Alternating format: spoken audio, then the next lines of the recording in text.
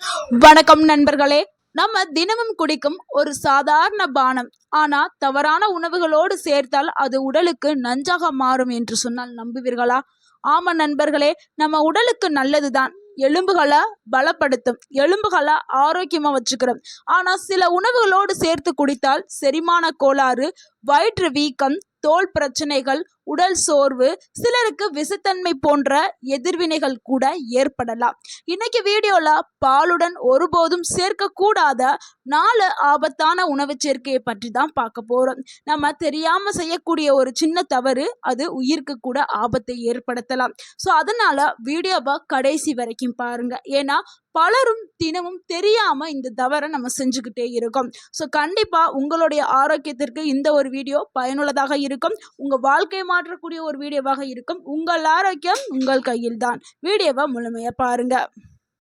நம்ம வீடுகளில் பால் குடிக்காத குழந்தைகளையுமே பெரியவர்கள் என்ன சொல்லுவாங்கன்னா, பால் குடிச்சாதான் ஆரோக்கியமா இருக்க முடியும்னு, பிடிக்காம இருந்தாலும் குடிக்க சொல்லுவாங்க.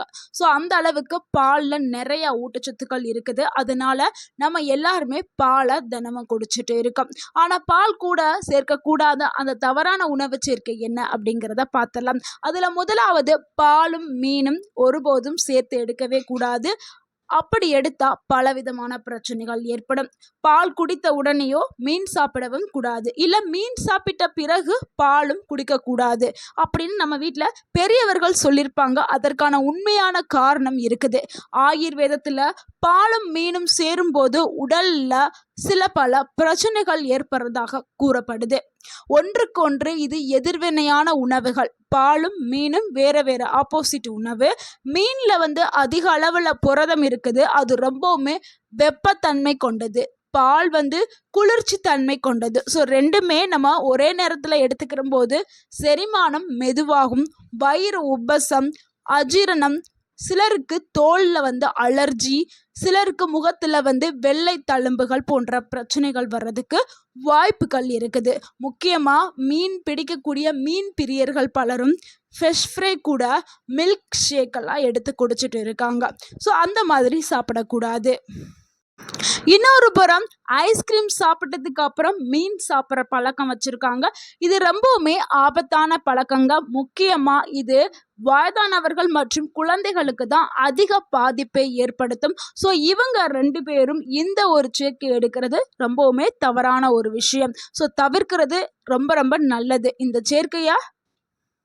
நம்ம வீடுகளில் சிறிய குழந்தைகள்லாம் இருப்பாங்க.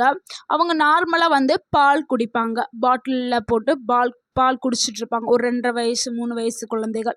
நம்ம வீட்டில் மீனும் சமைச்சிருப்போம். பால் குடித்த உடனே மீனை பார்த்தோன்னே மீன் கேட்பாங்க. நம்மளும் ஊட்டி விட்டுருவோம்.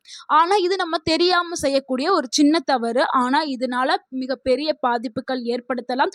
அதனால் குழந்தைகள் இருக்கக்கூடிய வீட்டிலேயோ இல்லை வயதானவர்கள் இருக்கக்கூடிய வீட்டிலேயோ பால் குடித்த உடனே மீன் சாப்பிட்றத நீங்கள் தவிர்க்கணும். இதுக்கு மாற்று வழி அப்படின்னா, மீன் சாப்பிட்டதும் குறைந்தது ஒரு 2 இல்லைன்னா 3 மணி நேரம் இடைவெளி விட்டு தான் நீங்கள் பாலை குடிக்கணும். இல்லைன்னா பால் குடிச்சிட்டு ஒரு 2லேருந்து 3 மணி நேரம் இடைவெளி விட்டு மீன் சாப்பிடணும். ஸோ உடனடியாக சாப்பிட்றத நீங்கள் தவிர்க்கிறது ரொம்ப ரொம்ப நல்லது. அதே மாதிரி மீன் கூட தயிர், ஐஸ்கிரீம் இதை சாப்பிட்றதையும் தவிர்க்கிறது ரொம்பவே நல்லது. அடுத்து நம்ம 2வதா பார்க்கக்கூடிய ஒரு தவறான உணவு சேர்க்கை என்னன்னா, பாலுடன் எலுமிச்சை அல்லது புளிப்பான பழங்கள் சாப்பிட்றத தவிர்க்கணும்.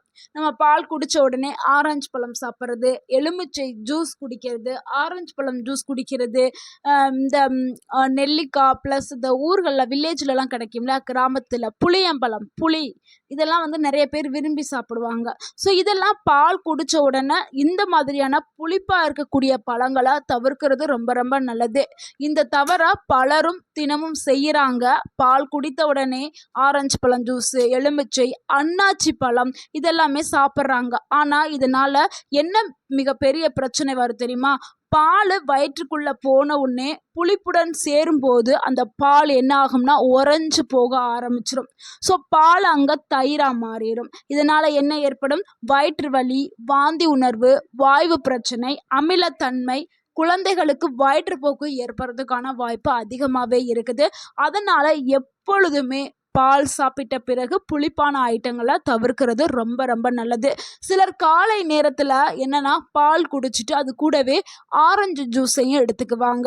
ஸோ இல்லைனா சிலர் வந்து கலந்தே குடிப்பாங்க. இது உடம்புக்கு நல்ல காம்பினேஷனே கிடையவே கிடையாது. பாலில் இருக்கக்கூடிய கால்சியம், புரோட்டீன் புளிப்பு அமிலத்துடன் சேரும்போது எதிர்வினையை கொடுக்கும். ஸோ அதனால் செரிமான பிரச்சனை ஏற்படலாம். ஸோ பால் குடித்ததுக்கு அப்புறம் ஒரு மணி நேரம் இல்லைன்னா 2 மணி நேரத்துக்கு பிறகு புளிப்பான பழங்கள் சாப்பிட்றது ஒரு சரியான முறை. பால் குடித்த உடனே எடுக்கிறத நீங்கள் தவிர்க்க வேண்டும். அதே மாதிரி நீங்கள் புளிப்பு நிறைந்த இப்போ ஆரஞ்சு பழம், லெமன் இதெல்லாம் சாப்பிட்டிங்கன்னா அது சாப்பிட்டு ஒரு 1.5 மணி நேரம் 2 மணி நேரம் கழித்து பாலை எடுத்துக்கிறது ரொம்பவே நல்லது. அதே மாதிரி நிறைய பேர் வந்து ஃப்ரூட் சாலட் வந்து செய்வாங்க. அப்போது நீங்கள் பாலை தவிர்த்துட்டு தயிர் வந்து சேர்த்துக்கலாம். பால் வந்து அவ்வளோ தூரத்துக்கு நல்லது கிடையாது. நீங்கள் தயிர் சேர்த்து நீங்கள் சாப்பிடலாம். அடுத்து நம்ம 3ஆவதாக பார்க்கக்கூடிய ஒரு தவறான சேர்க்கை என்னென்னா பாலுடன் வாழைப்பழம் சேர்ப்பது தாங்க. நிறைய பேர் என்ன நினைக்கிறாங்க, இது ஒரு நல்ல காம்பினேஷன் அப்படின்னு நினைக்கிறாங்க. ஆனால் இது ஒரு தவறான காம்பினேஷன். பாலும் வாழைப்பழமும் ஒரு சிறந்த உணவு தான். ஆனால் அது தனித்தனியாக எடுத்தால் உங்கள் உடலுக்கு நல்ல ஒரு பலன்கள் கிடைக்கும். பலரும் காலை உணவாக பனானா மில்க் ஷேக்கை குடிக்கிறாங்க. முக்கியமாக ஜிம்முக்கு போகிற இளைஞர்கள் இதை அதிகமாகவே குடிக்கிறாங்க. ஆனால் ஆயுர்வேதத்தின் படி பாலும் வாழைப்பழமும் ஒன்றா சேரும்போது பாதிப்பை தரலாம்னு சொல்லப்படுது. இதனால் என்ன ஏற்படும்னா உடல் வந்து கனத்த உணர்வு ஏற்படும், செரிமானம் மந்தமாகும், அதிக சளி பிடிக்கும், மூக்கடைப்பு, சோர்வு இது எல்லாமே ஏற்படலாம். முக்கியமாக ஆஸ்துமா, சளி பிரச்சனை, அலர்ஜி இருக்கிறவங்க இந்த காம்பினேஷனை தவிர்க்கிறது ரொம்பவே நல்லது அப்படின்னு கூறப்படுது. எனவே எல்லாருக்குமே இது தீங்கு தரும் அப்படின்னு சொல்ல முடியாதுங்க. ஆனால் ஒரு சிலருக்கு அவங்களுடைய உடல் வாக பொறுத்து பிரச்சனைகளை ஏற்படுத்தலாம். அதனால் உடலுடைய எதிர்வினையை கவனித்து தான் நீங்கள் எப்போதுமே வந்து உணவுகளை வந்து எடுக்கிறது ரொம்ப ரொம்ப நல்லது. அதிகமாக எப்போதும் பாலை வந்து அதிகமாகவும் குடிக்க வேண்டாம். இரவு நேரத்தில் தவிர்க்கிறது ரொம்பவே நல்லது. எப்போவுமே பால் கூட ஏலக்காயும் சிறிது மிளகும் சேர்த்து எடுத்துக்கிட்டால் செரிமானம் நல்லாவே இயங்க ஆரம்பிக்கும். ஸோ இந்த பார்த்த அந்த சேர்க்கையை தவிர்த்து பாலை இந்த மாதிரி எடுத்துக்கிறங்க. அடுத்து நம்ம 4ஆவதாக பார்க்கக்கூடிய ஒரு தவறான சேர்க்கைனா பாலுடன் உப்பு சேர்த்த உணவுகள் தாங்க. நம்ம எல்லாருமே நிறைய விரும்பி சாப்பிட்றது என்னென்னா ஆயிலில் பொரிச்சது வறுத்து தான் விரும்பி சாப்பிடுவோம். ஆனால் அது உடலுக்கு கேடு என்று தெரிஞ்சுமே நம்ம சாப்பிட்டுட்டு இருக்கோம். அதில் முக்கியமாக சிப்ஸு, பீஸா, பர்கரு, ப்ராசஸ்டு பண்ண சால்ட்டி ஃபுட்ஸு, பாக்கெட்டில் அடைச்ச உணவுகள் இது எல்லாமே வந்து ஒரு தவறு, அதாவது தீங்கு தரக்கூடியது. அது வந்து அதை கூட நம்ம பாலோடு சேர்த்து சாப்பிடும்போது அது நம்மளுக்கு நிறைய தீங்காக மாறிது. ஸோ நம்ம தனியாக சாப்பிட்டாவே அது தீங்கான உணவு தான். இதை பால் கூட எடுக்க போது நிறைய தீங்கு ஏற்படுது. அது என்ன விளைவுகளை ஏற்படுத்துனா பாலில் கால்சியம் அதிகமாக இருக்குது. அதே நேரத்தில் நம்ம ப்ராசஸ்டு பண்ண இந்த உப்பு நிறைந்த உணவுகளில் வந்து எடுக்கும்போது உப்பு நிறைந்த உணவுகளில் சோடியம் வந்து அதிகமாக இருக்கும். ஸோ இது ரெண்டுமே சேரும்போது என்ன ஆகும்னா அதிக உப்பு உடலில் போய் கால்சியத்தை வந்து பாதிக்க ஆரம்பிக்கும். கால்சியம் சத்து, அந்த கால்சியம் பேலன்ஸை வந்து இது வந்து பாதிக்கும். அதனால் எப்போதுமே பால் கூட இந்த மாதிரியான சால்ட்டி ஃபுட்ஸ் எடுக்கிறத தவிர்க்கிறது ரொம்பவே நல்லது. இதனால் உடலில் வீக்கம், இரத்த அழுத்தம், செரிமான கோளாறு இது எல்லாமே நீர்ச்சத்து குறைபாடு இதெல்லாம் வர்றதுக்கு வாய்ப்புகள் இருக்குது. அதனால் இந்த சேர்க்கையை தவிர்க்கிறது ரொம்ப ரொம்ப நல்லது. முக்கியமாக வயதானவர்கள் இந்த சேர்க்கையை தவிர்க்கிறது இனிமே யாருமே பால் கூட அதிக உப்பு நிறைந்த ஸ்நாக்ஸ் சாப்பிட்றத குறைச்சிக்கிறங்க. முடிஞ்சால் தவிர்த்து கொள்ளுங்கள், இல்லைன்னா குறைத்து கொள்ளுங்கள். அடுத்து பாலுடன் தவிர்க்க வேண்டிய இன்னும் சில உணவுகளை பார்த்துடலாம். இன்னும் சில காம்பினேஷன் இருக்குது. பால் கூட முலாம்பழம் சேர்க்கவே கூடாது. அடுத்து பால் கூட அதிக எண்ணெய் உணவுகள் நம்ம பார்த்தோம்ல, பஜ்ஜி, வடை, சமோசா, சிப்ஸ் இதெல்லாம் நிறைய எண்ணெயில் போட்டு பொரிச்சு எடுக்கிறோம்ல, அதையும் எடுக்கக்கூடாது. அதுக்கப்புறம் பால் கூட வாட்டர்மெலன், தர்பூசணி பழத்தையும் எடுக்கக்கூடாது. இதெல்லாம் வந்து எதிர்வினைகள் கொண்டது. நம்ம கூட இப்போ ரீசெண்டாக நியூஸ்லாம் பார்த்துருப்போம். தர்பூசணி அடுத்து நான்வெஜ் சிக்கன் சாப்பிட்டு ஒரு ஃபேமிலி வந்து இதாக ப்ராப்ளம் ஆயிடுச்சு அப்படின்னு நம்ம நிறைய பார்த்துருப்போம். ஏன்னா சிக்கன் இதில் வந்து அதிக லெவலில் ப்ரோட்டீன்ஸ் இருக்குது. இந்த தர்பூசணி பழம் வந்து வாட்டர் கண்டென்ட். ஸோ தர்பூசணி பழம் வந்து வேகமாகவே செரிமானமாகும், சிக்கன் வந்து ஸ்லோவாக செரிமானமாகும். அதே மாதிரி தான் பாலும் வந்து ரொம்பவுமே ஸ்லோவாக செரிமானம். பால்ல அதிக அளவுல கால்சியம், புரோட்டீன் இருக்கிறதுனால அது செரிமானம் ஆகுறதுக்கு ரொம்ப நேரம் எடுத்துக்கிறோம். ஸோ 2மே சேரும்போது உடலுக்கு பலவிதமான பிரச்சனைகளை ஏற்படுத்தும். அதே மாதிரி பால் பிளஸ் மதுபானம், அதையும் நீங்க பால் குடிச்சிட்டு மதுபானம் சிலர் அருந்துவார்கள்ல, அதையும் அருந்தக்கூடாது. அதுவும் செரிமான சிக்கலை ஏற்படுத்தலாம். அடுத்து பால் கூட முட்டை தாங்க. ஸோ பாலும் முட்டையும் ரொம்பவுமே ஒரு சூப்பரான உணவு. ஆனா 2யும் சேர்த்து எடுக்கிறத தவிர்க்கிறது ரொம்ப ரொம்ப நல்லது. பாலை குடிக்கிறதுக்கான சரியான முறைகளை பார்த்தலாம். பாலை எப்பவுமே நீங்க வெதுவெதுப்பான நிலையில தான் குடிக்கணும். ஆறி போயெல்லாம் குடிக்கவே செய்யவே கூடாது. எப்போ குடிச்சாலும் வெதுவெதுப்பான நிலையில சிறிதளவு மஞ்சள், ஏலக்காய் போட்டு எடுத்துக்கிறலாம். தூங்குறதுக்கு முன்னாடி குடிச்சிங்கன்னா நல்ல ஒரு தூக்கம் கிடைக்கும்.